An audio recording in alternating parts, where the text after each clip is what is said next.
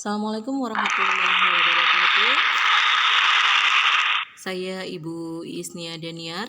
Selamat berjumpa, bertatap muka dengan saya di mata kuliah Bahasa Indonesia. Alhamdulillah, kali ini kita bisa mengikuti perkuliahan yang pertama dengan pembahasan Sejarah dan Perkembangan Bahasa Indonesia, Ragam Bahasa Indonesia, Ejaan yang disempurnakan, Diksi, dan Istilah. Di akhir perkuliahan ini saya akan memberikan tugas individu kepada saudara-saudara berkaitan penggunaan bahasa Indonesia pada jurnal. Jurnalnya nanti saudara-saudara bisa memilih satu di antara jurnal yang disesuaikan dengan prodi saudara masing-masing.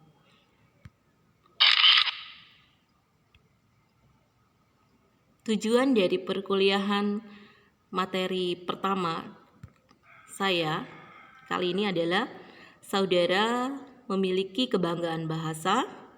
Yang kedua, saudara mampu menjelaskan sejarah dan perkembangan bahasa Indonesia, ragam bahasa Indonesia, diksi, dan istilah. Saudara pun mampu mengaplikasikan PUEBI dalam tugas kuliah. PUEBI itu adalah pedoman umum ejaan bahasa Indonesia. Yang berikutnya, saudara mampu menganalisis kebahasaan jurnal sesuai dengan tugas yang akan saya berikan.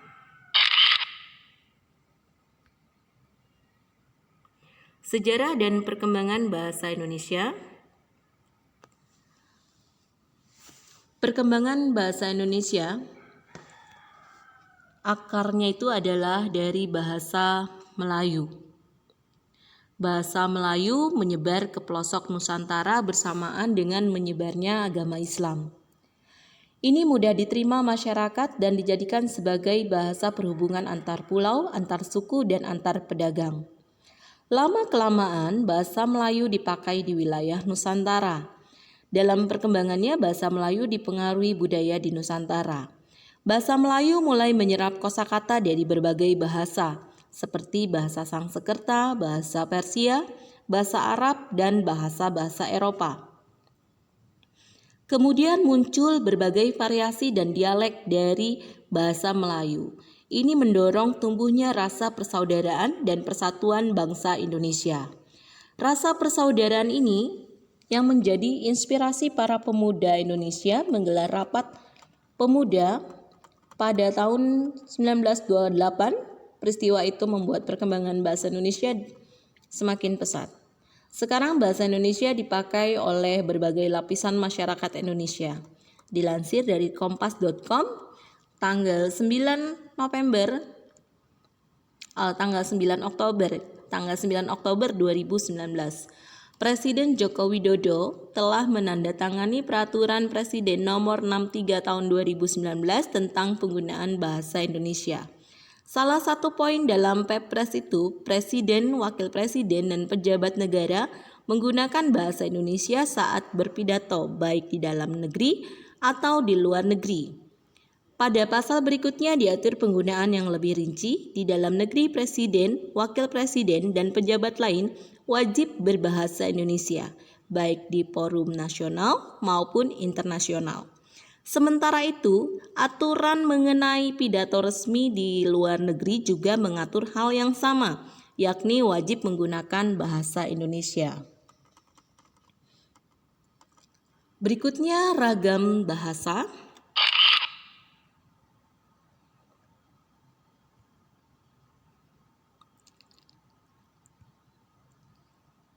Nah ini sebelum ke ragam bahasa, ada alasan bahasa Melayu menjadi bahasa nasional. Satu, tadi bahasa perhubungan ya, perhubungan dalam perdagangan, yaitu menjadi bahasa lingua franca. Dua, itu sederhana, bahasa Indonesia itu sederhana karena berbeda dengan bahasa Jawa misalnya, dia ada kromo, ada inggil gitu. Bahasa Sunda itu ada kasar, ada lemes gitu.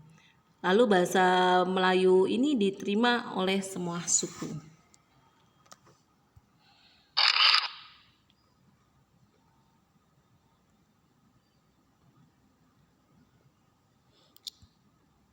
Kedudukan bahasa Indonesia.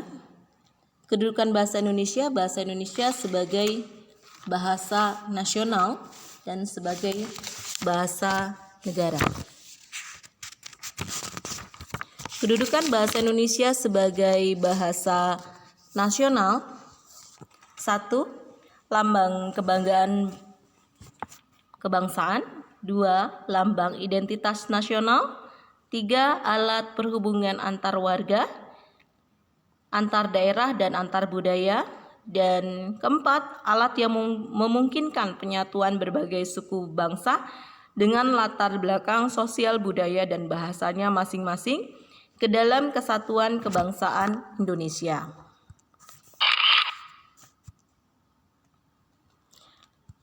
Nah, ini yang tadi sudah Ibu bicarakan, bahasa nasional. Nanti bisa dilihat di PowerPoint yang akan Ibu berikan. Yang kedua, bahasa Indonesia sebagai bahasa negara. 1. Bahasa resmi kenegaraan. 2. Bahasa pengantar di dalam dunia pendidikan. 3. Alat perhubungan pada tingkat nasional. 4. Alat pengembangan kebudayaan, ilmu pengetahuan, terus teknologi. Ya. Selain itu, bahasa Indonesia juga berfungsi sebagai bahasa media massa, bahasa sastra, dan bahasa yang memperkaya khasanah kebahasaan daerah.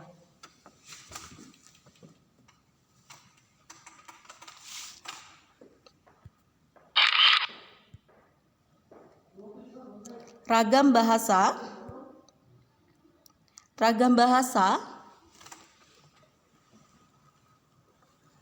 adalah variasi bahasa menurut pemakaian yang berbeda-beda, menurut topik yang dibicarakan, menurut hubungan pembicara, kawan berbicara, ya, orang yang dibicarakan, serta menurut medium pembicara. Ragam bahasa yang oleh penuturnya dianggap sebagai ragam yang baik, yang biasa digunakan di kalangan terdidik, di dalam karya ilmiah atau karangan teknis perundang-undangan, di dalam suasana resmi, atau di dalam surat menyurat resmi seperti surat dinas, disebut ragam bahasa baku atau ragam bahasa resmi. Menurut Dendi Sugono, sehubungan dengan pemakaian bahasa Indonesia, timbul dua masalah pokok, yaitu masalah penggunaan bahasa baku dan tidak baku. Dalam situasi resmi, seperti di sekolah, di kantor, atau di dalam pertemuan resmi digunakan bahasa baku. Sebaliknya, dalam situasi tak resmi, seperti di rumah, di taman, di pasar, kita tidak menuntut penggunaan bahasa baku. Ditinjau dari media atau sarana yang digunakan untuk menghasilkan bahasa, ragam bahasa sendiri terdiri atas ragam bahasa lisan dan ragam bahasa tulis.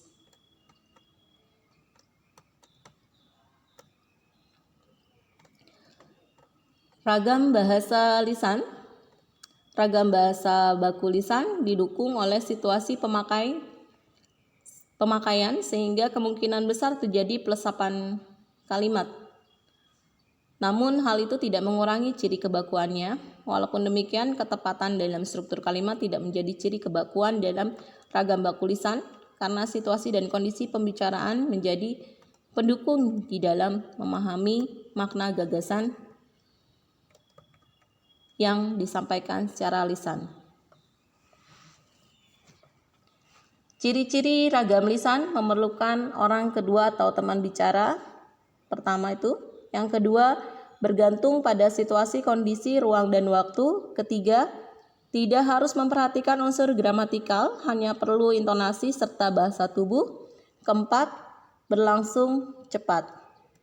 Kelima, sering dapat berlangsung tanpa alat bantu. Kesalahan dapat langsung dikoreksi, dapat dibantu dengan gerak tubuh dan mimik wajah serta intonasi.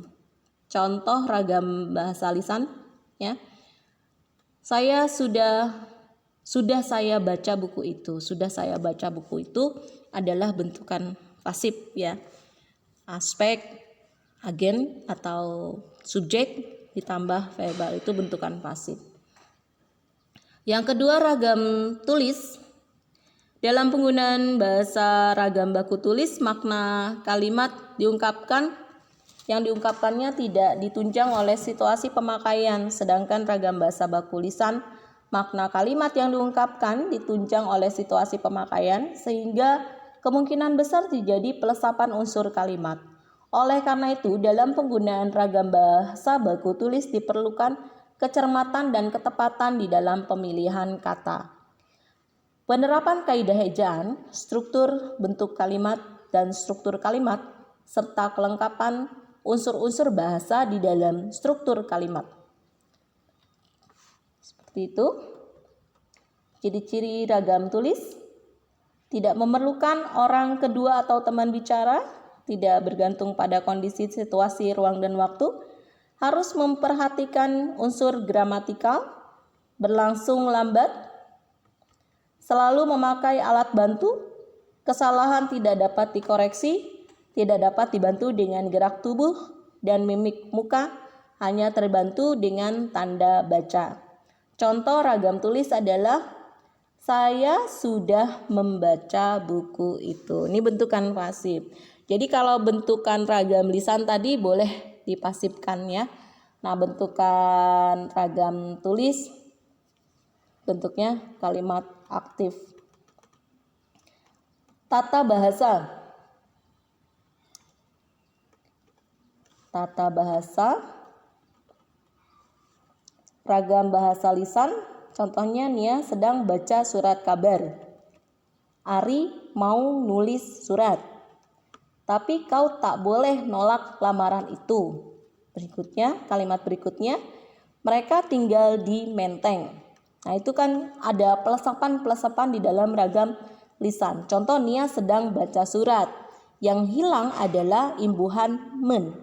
Seharusnya Nia sedang membaca surat. Nah, kalau tadi di awal Ibu bilang Nia sedang membaca surat kabar. Ya, itu ada yang dilesapkan atau dihilangkan. Ragam bahasa tulis, Nia sedang membaca surat. Nah, itu munculkan kembali imbuhannya, afiksnya muncul. Jadi perbedaan ragam tulis dan ragam lisan itu diantaranya ada pelesapan ya. Selain penggunaan kosakata daerah yang masuk ke dalam ragam lisan ya. Contoh kosakata daerah yang masuk ke dalam ragam lisan adalah Aryani bilang kalau kita harus belajar. Kata bilang itu adalah kosakata daerah. Karena dalam bahasa Indonesia Aryani mengatakan bahwa kita harus belajar. Mengatakan itu bentukan baku. Ya, dilanjutkan.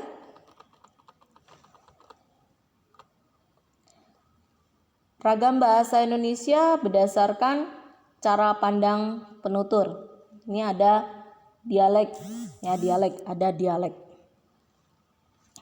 Di bawah itu terakhir itu ada idiolek dan dialek, yaitu berdasarkan cara pandang penutur. Ragam bahasa terdiri dari dialek dan idiolek. Kalau idiolek itu adalah ciri khas kebahasaan seseorang. Idiolek ya.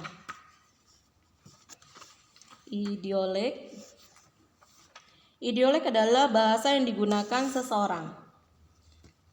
Idiolek Pak Presiden almarhumnya Soeharto, beliau lebih banyak menggunakan ken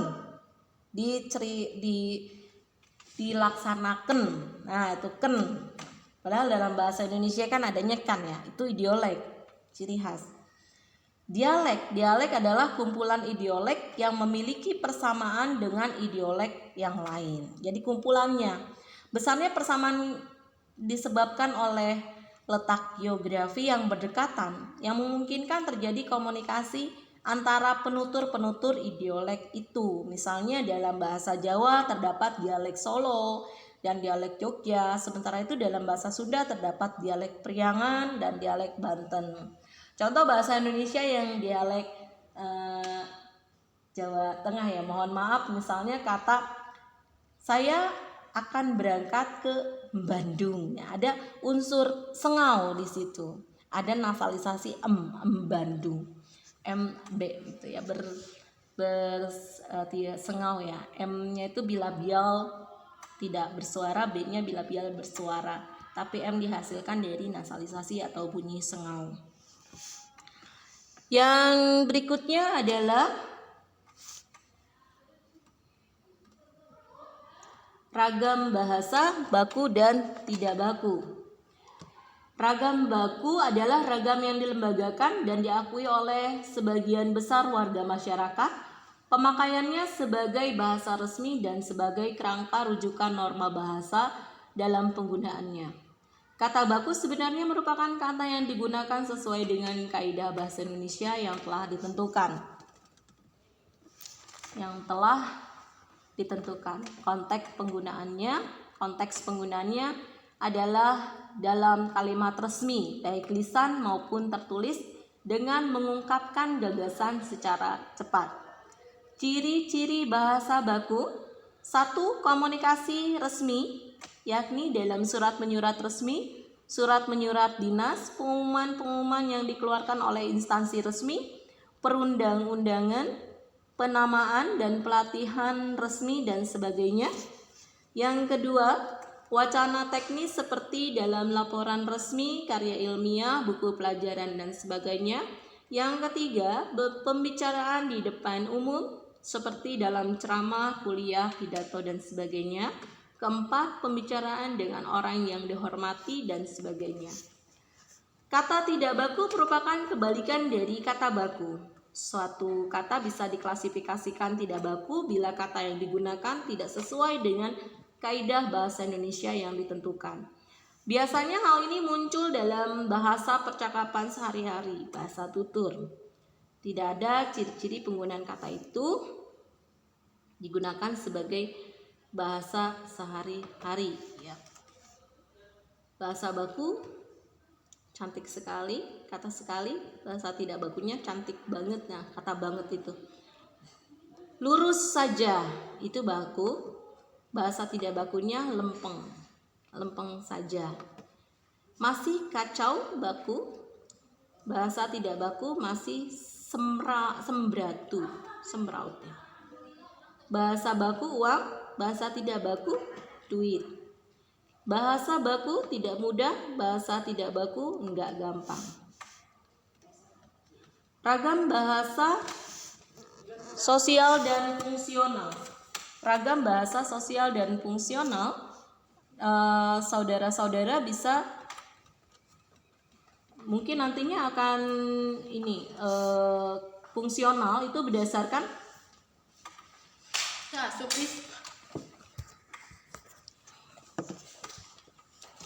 ragam bahasa sosial dan fungsional.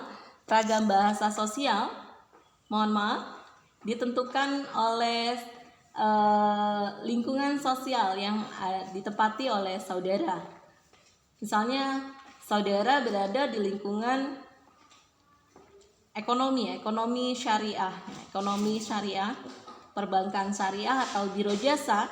Ragam bahasa yang saudara gunakan itu akan berbeda. Ragam yang saudara pergunakan akan berbeda. Contoh di dalam perbankan konvensional misalnya ada istilah bunga ya, tapi di dalam ragam bahasa dalam sosial ragam sosial perbankan syariah tidak ada istilah bunga seperti itu. Jadi ini disesuaikan. Fungsional itu berdasarkan fungsinya. Saudara mungkin pernah mendengar kata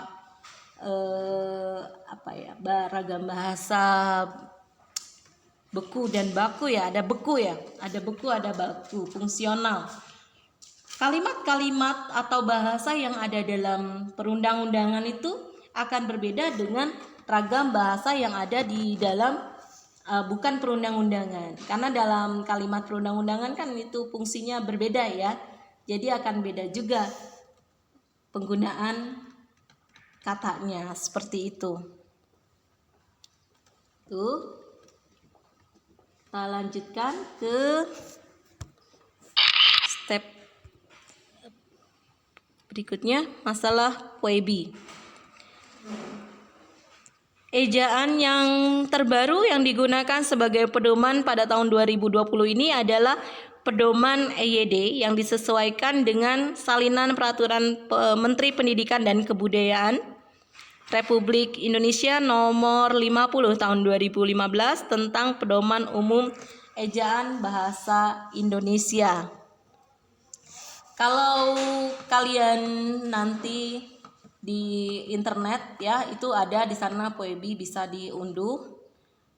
Sebenarnya Puebi ini sudah ada di ini ya, di mata pelajaran bahasa Indonesia tingkat sebelumnya, SMP, SMA ya. Kalau misalnya kalian baru lulus tahun yang lalu tuh pasti sudah mengenal EBI.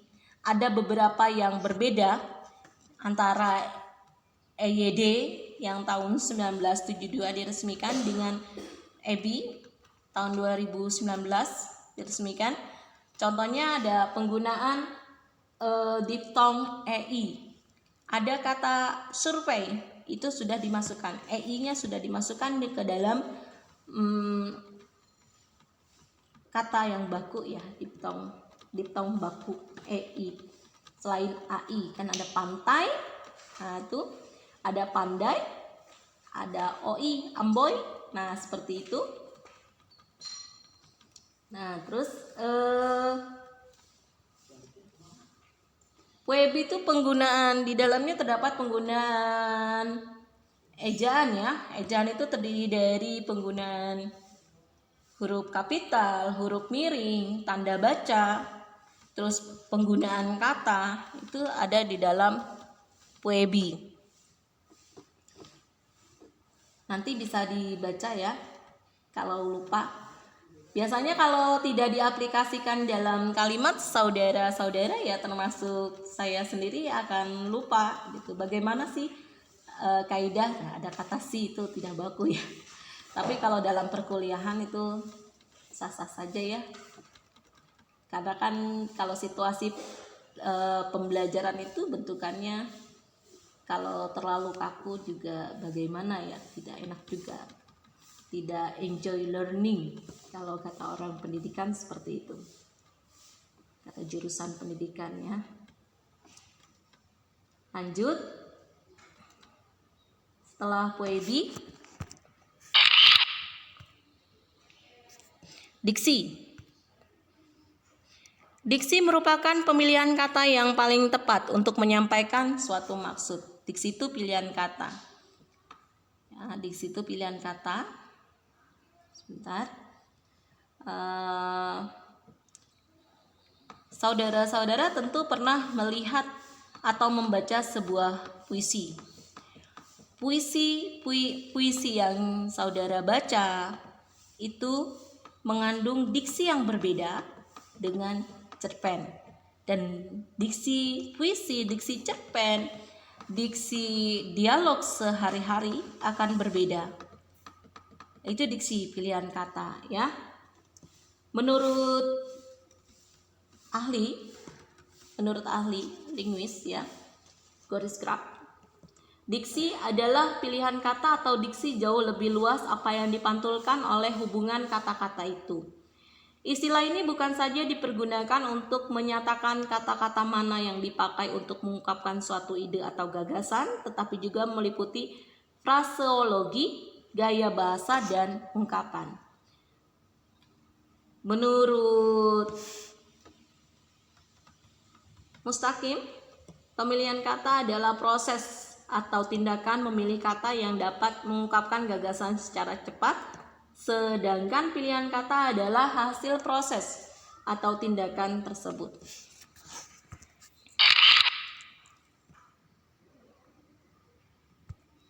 Tujuan diksi: 1. Untuk memperoleh keindahan guna menambah daya ekspresivitas, ya, menambah keindahan. Nah, tujuan diksi itu ternyata untuk menambah gaya keindahan.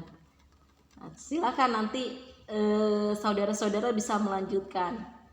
Apa tujuan diksi? Kalau dari saya hanya untuk gaya keindahan saja diksi itu, ya. Misalnya kata peluh dan kata keringat itu akan berbeda, ya. Dalam puisi kalau dia ingin menampilkan sesuatu hal yang nuansa romantis, nuansa yang bersifat keindahan, akan menggunakan kata peluh. Tapi kalau ingin menampilkan sisi maskulinnya, akan menggunakan diksi keringat, itu, ya. Itu diksi. Fungsi diksi: 1. Membuat orang yang membaca ataupun mendengar karya sastra menjadi lebih paham mengenai apa yang ingin disampaikan oleh pengarang. 2. Membuat komunikasi menjadi lebih efektif, melambangkan ekspresi yang ada dalam gagasan secara verbal, tertulis ataupun terucap.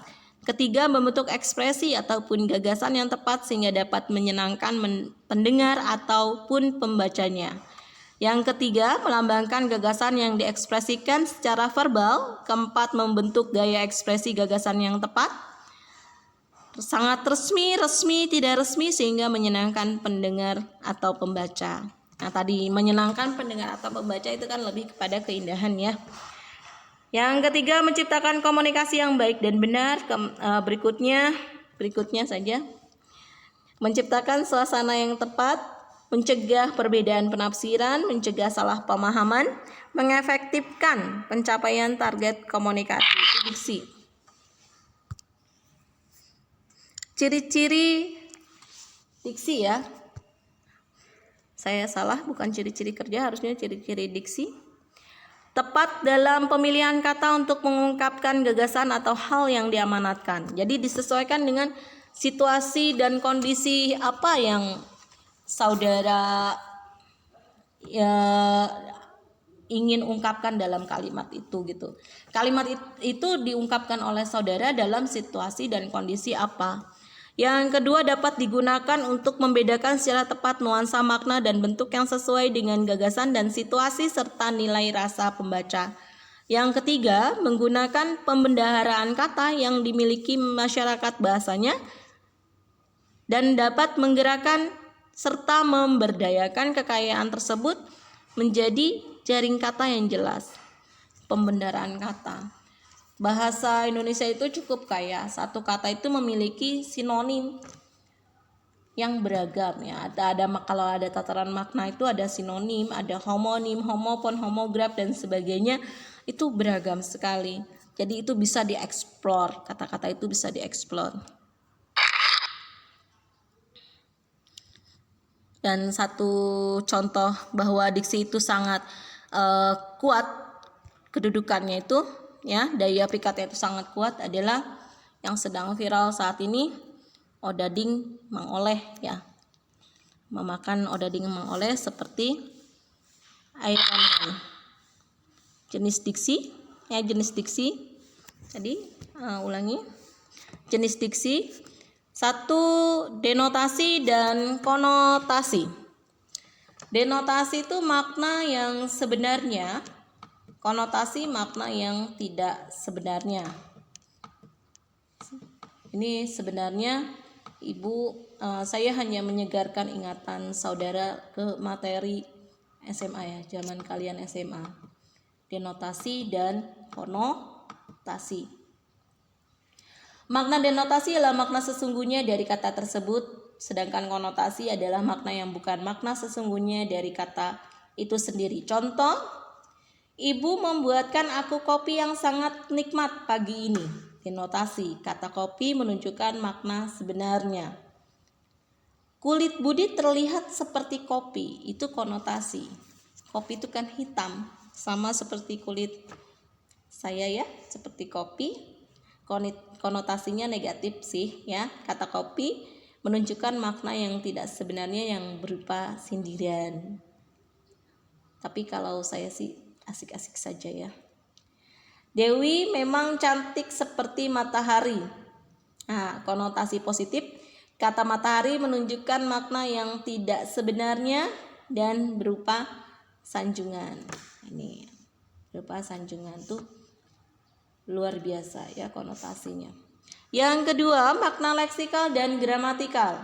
Leksikal ialah makna kata yang berdasarkan kamus. Leksikal dapat disebut juga leksikon atau makna kata berdefinisi. Contoh, miskin ialah ketika seseorang tidak mampu dan kekurangan secara finansial. Gramatikal ialah makna kata yang terjadi karena satu, terdapat imbuhan. Contoh pelukis, lukisan, dilukis, pelukisan. Letakkan pada frasa, klausa, dan diberi intonasi. Nah, nanti saudara harus mampu membedakan frasa itu apa, klausa itu apa, ya, harus mampu membedakan. Kalau saya yakin saudara sudah pernah mempelajari frasa, klausa, berarti tahulah ya mana frasa, mana klausa, gitu ya. Klausa itu bagian dari kalimat. Yang ketiga, makna referensial dan non-referensial. Berikutnya, referensial dan non-referensial. Makna referensial adalah makna kata yang menunjukkan sesuatu. Misalnya, kantor bupati terletak di Jalan Jenderal Sudirman. Kata jalan menunjukkan kepada suatu tempat. Sedangkan non-referensial ialah makna kebalikan dari referensial yang tidak menunjukkan sesuatu ya. Aku saja pulang dari kantor bupati, akan tetapi aku lupa alamatnya. Kata tetapi mengacu pada kata non-referensial yang tadi. Tadi kan kata jalan menunjukkan pada tempat. Nah itu lupa, berarti lupa jalan itu gitu. Itu non-referensial. Berikutnya makna konseptual dan asosiatif. Makna konseptual ialah makna kata yang mendeskripsikan kata itu sendiri. Contoh, minggu ini aku dan keluarga akan berlibur ke puncak. Kata puncak mendeskripsikan daerah dataran tinggi, sedangkan asosiatif ialah makna kata yang menunjukkan hubungan terkait dengan makna kata tersebut. Contoh, hati orang itu sangatlah putih. Kata putih memiliki hubungan dengan kata bersih. Ya, hubungan dengan makna kata bersih tuh. Putih, apalagi jernih ya. Berikutnya, makna lugas dan makna hias itu sama juga dengan denotasi dan konotasi ya. Istilah.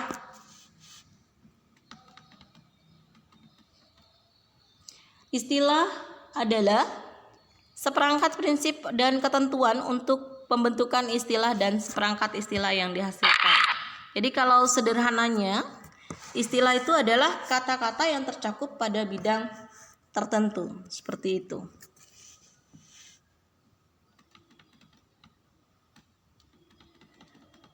Kata-kata yang tercakup pada bidang tertentu. Jenis istilah, ada istilah umum dan istilah khusus. Istilah umum adalah kata-kata yang penggunaannya terbatas pada bidang tertentu. Jenis istilah ini tidak diketahui semua orang.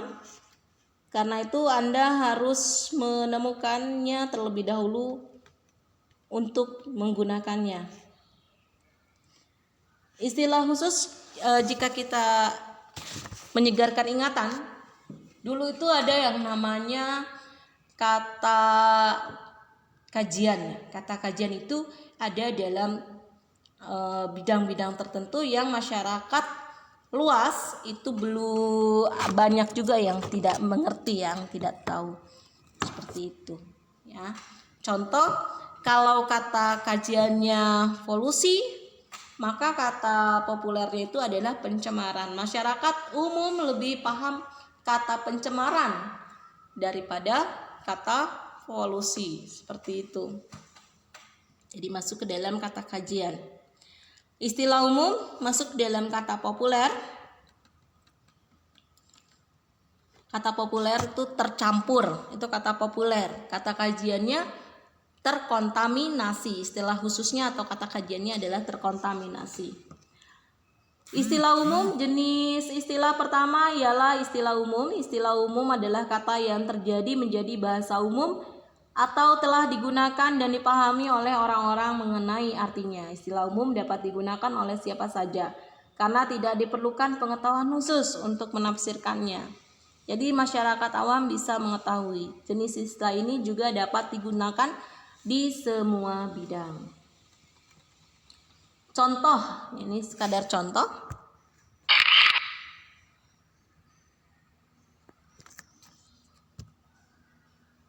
Contoh dari istilah khusus. 1.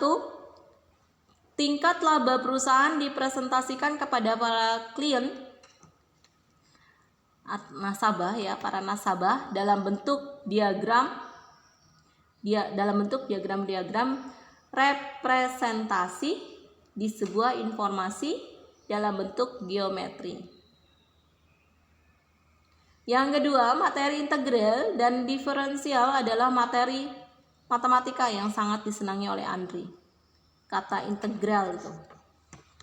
Kata integral ya, kata integral itu kan hanya ada di dalam bidang matematik. Nah, berarti termasuk dalam kata kajian atau khusus ya. Yang ketiga, di bulan Agustus ini digalakan pemberian vaksin measles rubella secara gratis kepada anak-anak usia 9 bulan hingga 15 tahun. Vaksin, kata kajiannya atau kata khususnya. Lalu ke contoh istilah umum. Kebijakan pemerintah untuk menaikkan harga bahan bakar tidak dapat diterima masyarakat. Toh ada demonstrasi di beberapa daerah sebagai bentuk ketidaksetujuan masyarakat. Politik, semua masyarakat mengetahui ya politik. Politik, dia sedang berpolitik gitu ya, mengetahui politik. Kata politik itu diketahui gitu.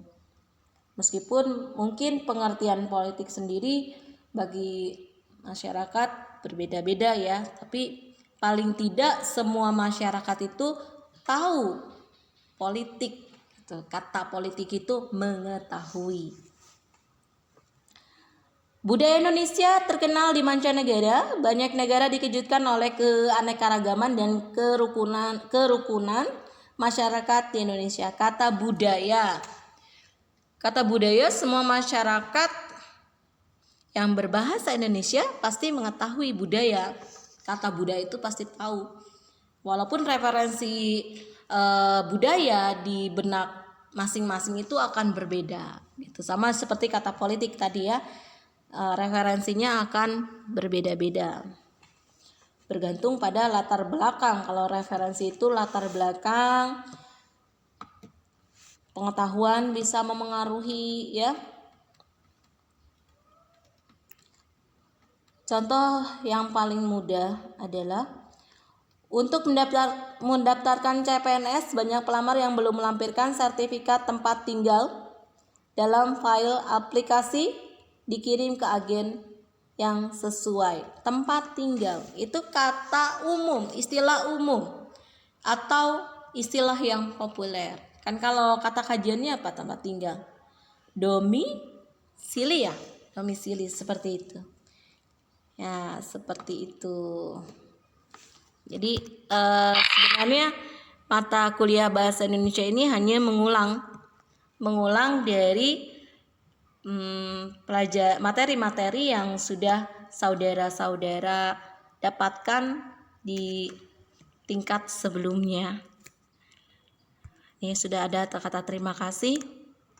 Saya sangat bahagia kalau sudah ada kata terima kasih ya. Oke, baiklah. Nah, ini yang Ibu katakan di awal pembelajaran tadi, di awal perkuliahan. Ada tugas individu. Tugasnya individu disesuaikan dengan prodi kalian masing-masing. ya. Kalian mencari satu jurnal yang berkaitan dengan jurnal ekonomi syariah. Jika kalian prodi syariah, jika saudara-saudara dari prodi perbankan syariah, ya jurnal perbankan syariah. Jika saudara-saudara dari prodi jurnal bisnis jasa, ya jurnal bisnis jasa. Diambil satu jurnal saja, lalu dianalisis oleh saudara tentang tentang penggunaan kalimat yang ada dalam jurnal itu dari segi kebahasaannya, ya.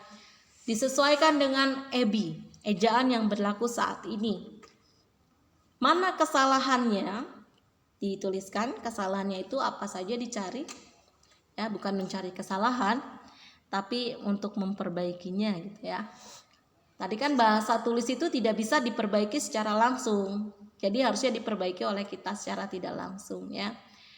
Karena kalau terdapat kesalahan pada penulisan hal yang bersifat dokumen, ini kan dokumen ya, berarti apa? Hal yang bersifat resmi, dikhawatirkan ada informasi yang salah gitu, salah menerima si pembaca atau pendengarnya, si pembacanya akan salah menerima.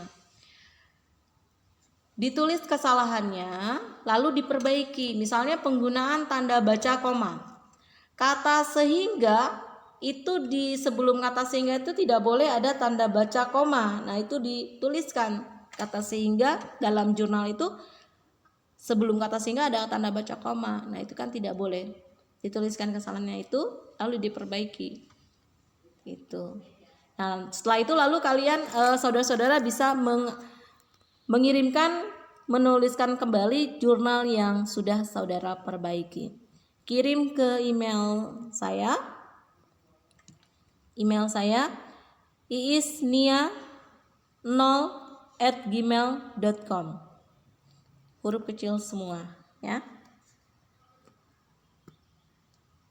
Seperti itu tugasnya, tugas individu. Paling lambat ya sebelum perkuliahan kedua, sebelum tatap muka kedua ya, karena nanti tatap muka kedua akan ada tugas lagi. Terima kasih atas perhatian saudara. Sampai jumpa di perkuliahan berikutnya. Itu. Dilanjutkan dengan sesi tanya jawab. Assalamualaikum warahmatullahi wabarakatuh.